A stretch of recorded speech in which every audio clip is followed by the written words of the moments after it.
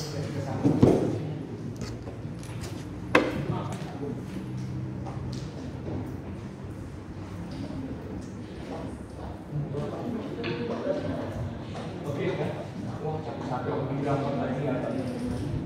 assalamualaikum warahmatullahi wabarakatuh.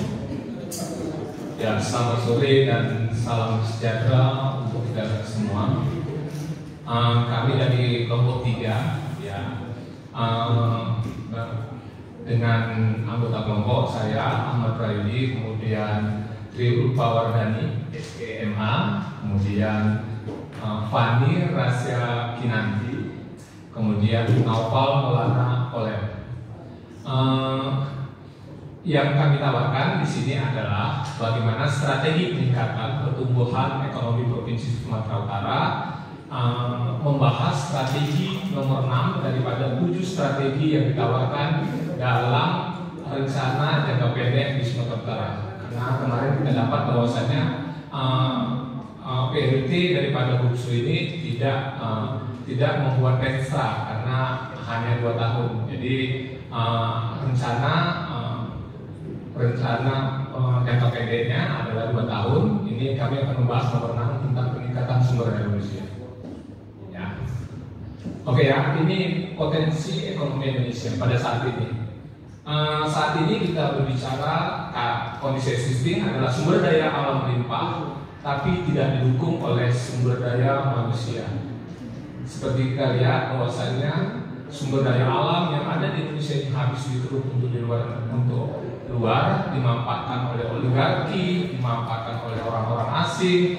Ya, jadi apa yang diceritakan di ekonomi bahwasannya bagaimana manusia dapat memenuhi kebutuhan hidupnya dengan sumber daya yang terbatas. Sumber daya alam itu ada di Indonesia, tapi sumber daya alam itu tidak bisa dipergunakan sebaik-baiknya oleh masyarakat Indonesia. Jadi kalau kita lihat dari visi Indonesia Emas tahun 2045, kita berbicara tentang bonus demografi. Ya, kita bicara tentang bonus demografi, tapi kalau tidak didukung oleh sumber daya manusia, bagaimana jadinya?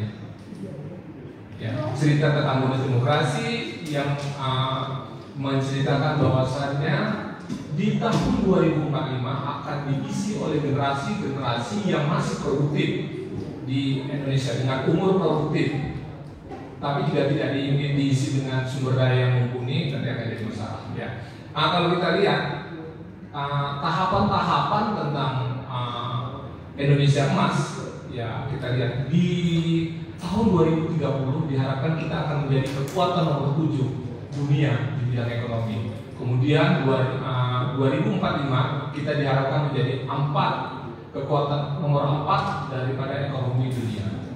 Jadi itu semua adalah visi daripada Indonesia Emas. Kita lihat existingnya. Existing yang kita lihat di Sumatera Utara pada saat ini, penduduk yang seharusnya pernah sekolah tetapi belum pernah sekolah di Sumatera Utara mencapai 1,25%. Ini data dari BPS.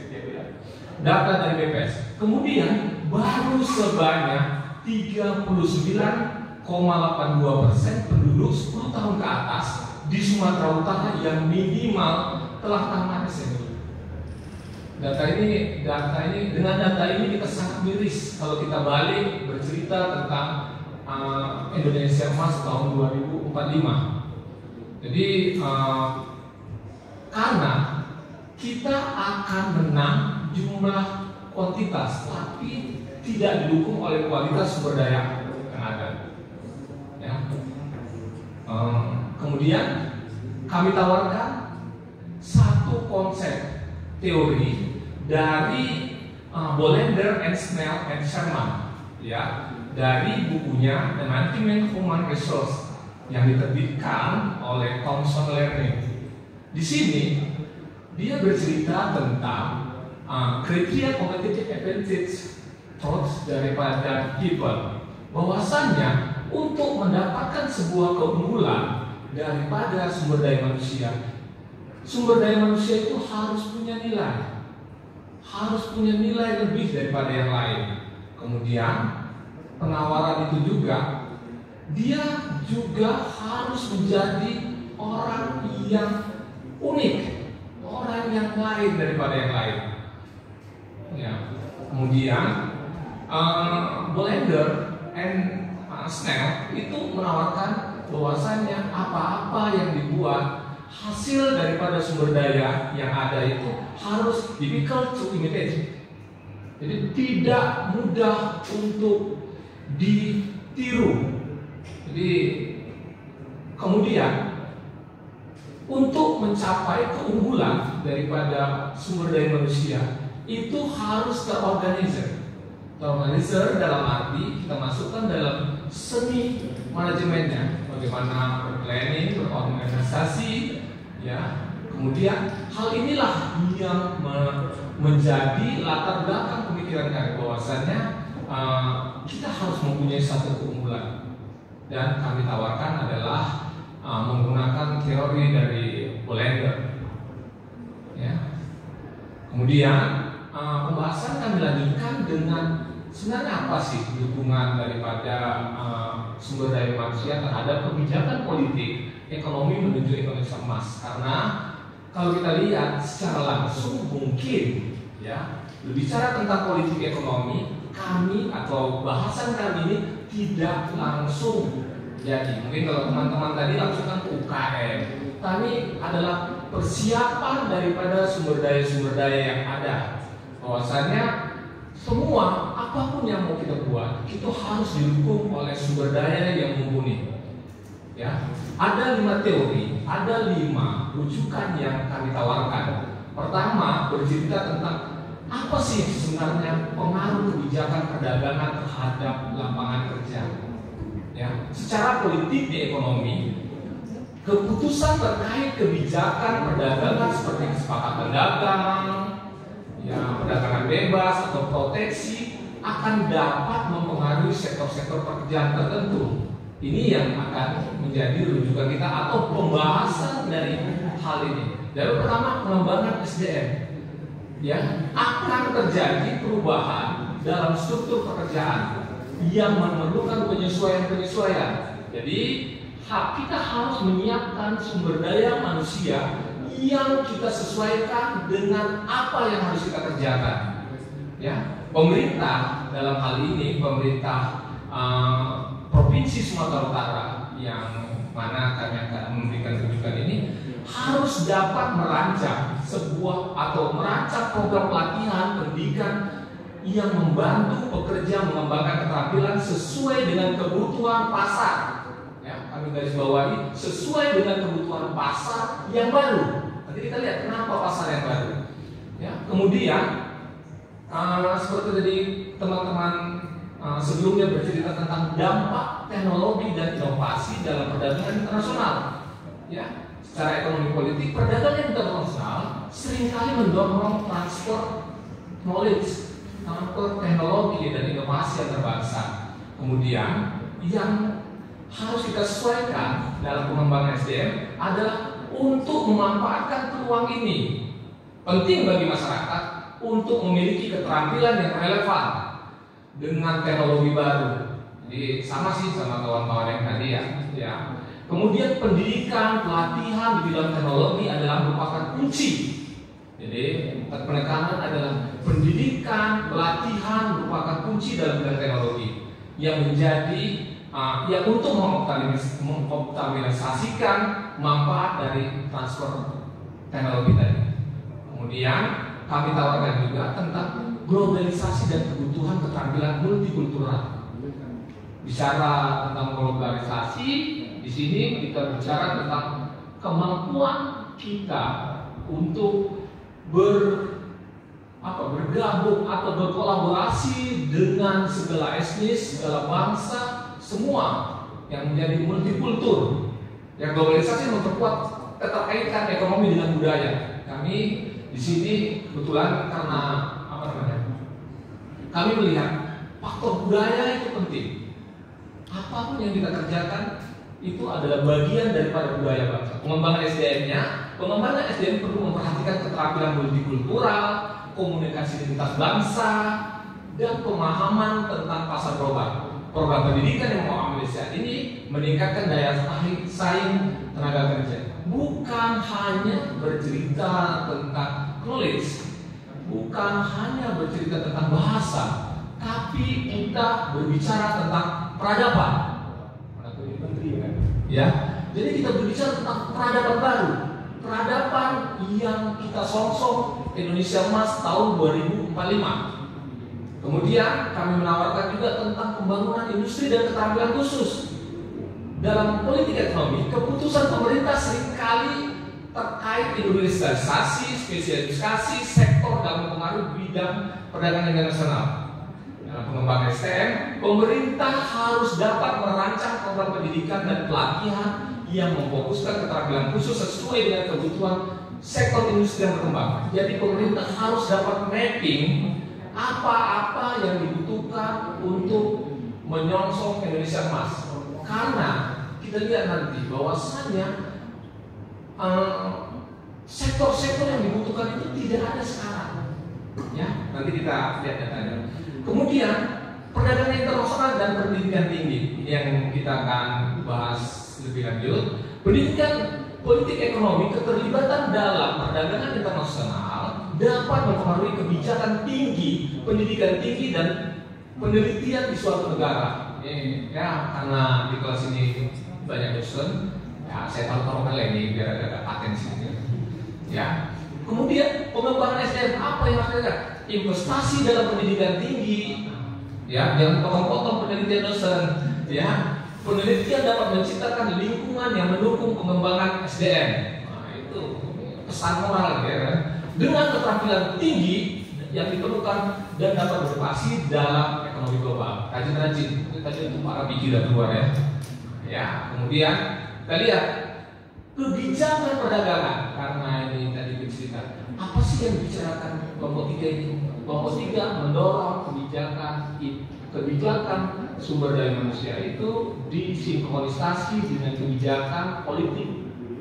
Dalam arti kata kebetulan ini banyak SK juga, ya, saya SK, jadi ya cerita tentang kebijakan perdagangan untuk menciptakan pertumbuhan ekonomi dan berkualitas di Sumatera Utara. Diperlukan kebijakan perdagangan dilakukan melalui mendorong pertumbuhan ekspor, ya, mendorong pertumbuhan ekspor dan pengendalian impor. Jadi kita bukan hanya, karena kalau kita bicara tentang politik ekonomi, kita bicara ekonomi, kita bicara tentang fiskal, ya. Ya, dan kemudian terutama dalam bahan baku industri, dalam hal ini diharapkan dapat menumbuhkan industri. Dalam hal mendorong ekspor, ya, hal-hal yang perlu kita sikapi adalah insentif fiskal untuk industri yang berorientasi ekspor. Jadi pemerintah juga harus kasih insentif kepada industri-industri baru, UKM yang naik kelas. Jadi Bu Hedi sudah cerita tentang UKM naik kelas, UKM yang sedang berusaha merintis pasar-pasar di luar negeri. Ya. Kemudian melakukan percepatan pembangunan destinasi wisata ya prioritas nasional. Ya. Kemudian ya kemudahan dalam pelayanan mendorong kinerja ekspor. Ya, nanti kita lihat. Kemudian kemudahan dalam pembiayaan untuk industri berorientasi ekspor. Di samping kita mendorong ekspor, ya diharapkan juga kita mengendalikan impor. Ya, karena berbicara tentang ekonomi, ya khususnya perdagangan, kita berbicara tentang ekspor dan mengendalikan impor. Mengendalikan impor dengan cara kita mengimplementasikan, kalau karena Sumatera Utara ini bicaranya soal sawit, kita bicara bagaimana sawit menjadi tuan rumah, bagaimana Sumatera Utara ini mempunyai kemampuan untuk membuat biodiesel.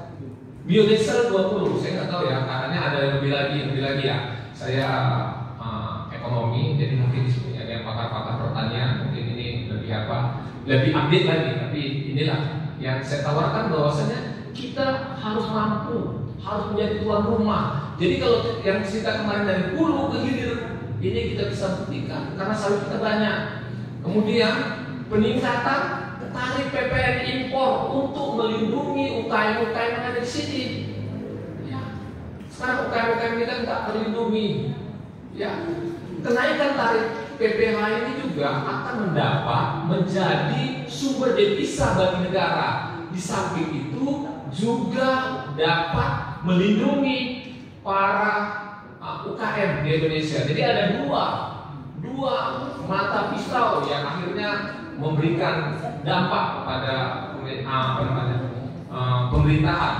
Ya. Kemudian kalau kita lihat di sini, menentukan sektor komoditas unggulan yang berorientasi impor, ini tidak ada di sini datanya. Kemudian implikasi prosedural untuk menekan biaya dan waktu yang diperlukan, ini ada datanya. Kemudian diplomasi ekonomi, kita harapkan juga pemerintah daerah, pemerintah pusat mampu ya berdiplomasi untuk meningkatkan akses pasar. Ya, diplomasi mengenai tarif preferensi, ya, penyelesaian sengketa dagang, ya, kemudian ada teman saya sih ini tentang sengketa dagang, kemudian peningkatan akses pasar impor, ya, sering-sering bawa UKM jalan-jalan, ya kan Bu Edi, ya, jadi kita semangat kan gitu. Kemudian penguatan ini juga market intelligence, ya, dari luar negeri. Jadi kita juga harus menggunakan market intelligence untuk mempunyai kemampuan yang lebih apa. Kemudian untuk membahas hal-hal yang lain, kita bicara lagi apa yang kita buat untuk SDM kita. Karena di sini kami menawarkan di sini ada peningkatan kualitas SDM. Yang pertama melalui vokasi. Ini mungkin sudah sering didengar ya, tapi ya ini kita sampaikan juga. Kemudian peningkatan kualitas SDM melalui kampus, ya, vokasi untuk menyiapkan kebutuhan kompetensi SDM di Sumatera Utara, ditetapkan dengan strategi perbaikan pendidikan. Vokasi salah satunya yang difokuskan untuk 3 lembaga, terutama untuk mendukung sektor prioritas pemerintah. Jadi sektor-sektor itu apa yang tadi sektor-sektor pemerintah itu, vokasi ini adalah jalan yang bisa mendorong kegiatan itu, ya. Kalau udah ngomong bisa juga 2 hari bisa loh cakap ya. Kita dia apa-apain ya. Jadi finalis lah. Oke ya, jadi inilah vokasi. Ya, apa kan karena biar kasih kelas sama gue mau. Jadi nanti kita kasih kelas sama gue di situ. Agak-agak apa ya. Jadi ini ditawarkan vokasi yang satu, mereformasi lembaga pendidikan, kemudian mengembangkan berbagai standar kompetensi, ya, kemudian membangun teori kerjasama prasarana dengan industri, ya, harus apa ya sekarang, kemudian membangun mekanisme pemagangan yang ada ya sekarang, Indonesia mengajar, ya kan, Kampus Merdeka mengajar itu sudah mendorong itu semua, dan bagus ini ya. Kemudian meningkatkan pendanaan dan koordinasi. Kemudian saya senang untuk cerita tentang model kewirausahaan kampus yang harus dibuat, tapi ya karena waktunya sedikit. Semester 1 apa yang harus kerjakan? Harus pernah berjualan. Kemudian semester 2 harus apa yang harus dikerjakan? Semester 3 apa yang harus dikerjakan? Semester 4 apa yang harus kayak 6, 7 apa yang harus dikerjakan? 8 harus. Ini adalah model yang kita tawarkan nantinya, ya, oleh-oleh lah Pak dari sini. Biar ada oleh-oleh dari Medan ini ya. Kemudian ini yang mau saya katakan bahwa situasi kerja ini data tahun 2017 bahwasannya 65% siswa SD pada saat ini akan bekerja dengan jenis pekerjaan yang belum pernah ada. Itu yang menjadi tantangan kita. Jadi ini tantangannya gampang-gampang semua. Oke ya, itu saja. Ya, terima kasih kami dari kelompok 3. Ya, ini saya bohong semua karena katanya honorer dan saya semua. Oke, terima kasih. Assalamualaikum warahmatullahi wabarakatuh. Kayaknya pohon Pak.